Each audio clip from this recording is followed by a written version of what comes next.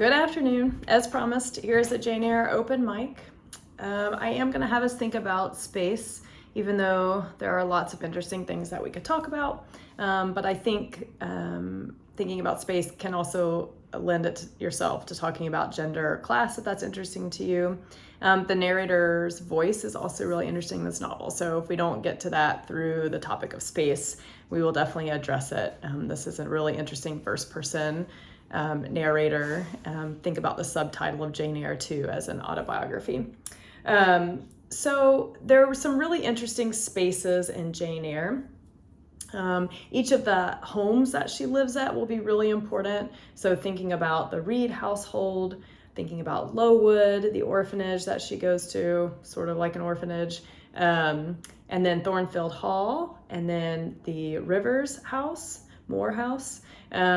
So you'll have gotten to at least kind of the very beginnings of her time at Thornfield Hall. So if you haven't read Jane Eyre before, you might not know a lot about Moore House or a lot about the secrets of Thornfield Hall yet.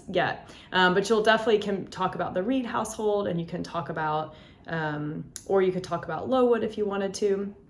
You also can think much smaller places or spaces in the novel. The Red Room is one of the most famous ones, if you'll remember that scene. I'm actually going to just read kind of the very opening of the novel and thinking about the window seat that Jane is in as a space. The other thing that I would like for you all to kind of try to incorporate into your open mic and your thinking about space is those sort of terms and ideas from that article that we briefly touched on at the end of class last time. So the sort of place and ideology. So thinking about place and differentiation, thinking about place as natural, right? And what are the problems with that? And also thinking about place as practice, like what do we do in spaces? So essentially that article is getting you to think about this idea of space as constructed. And so this is also a way where you can think about how when Jane is in a space, right, how does her performance of gender or her performance of class, how is that influenced by the space that she's in? And just also how the space itself is constructed through social practices and social rules, again, related to class and gender or race or something else. So just see if you can think about those categories a little bit while you're talking about it. So the opening of Jane Eyre reads like this. There was no possibility of taking a walk that day. We had been wandering, indeed, in the leafless shrubbery an hour in the morning, but since dinner, Mrs. Reed, when there was no company, dined early, the cold winter wind had brought with it clouds so somber and a rain so penetrating that further outdoor exercise was now out of the question. I was glad of it. I never liked long walks, especially on chilly afternoons. Dreadful to me was the coming home in the raw twilight with nipped fingers and toes. And I'm going to skip down a little bit. And then it reads how Eliza, John, and Georgiana were clustered round their mama in the drawing room. She lay reclined on a sofa by the fireside with her darlings about her. Me, she had dispensed from joining the group, saying she regretted to be kept under the necessity of keeping me at a distance. And she gives a rationale for why she's doing that.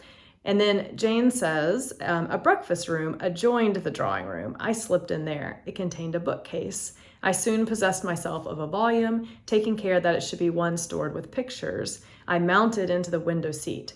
Gathering up my feet, I sat cross-legged like a Turk, very interesting reference, and having drawn the red moreen curtain nearly closed, I was shrined in double retirement. And then she gets lost in her imagination reading or looking at pictures that are in the book. She can't actually read it yet. So just within those first few paragraphs of the novel, right, we have this sense of being outside but not liking it, right? Almost feeling claustrophobic outside and then having to come back inside. So that sort of outside versus inside space and how Jane feels about that and why.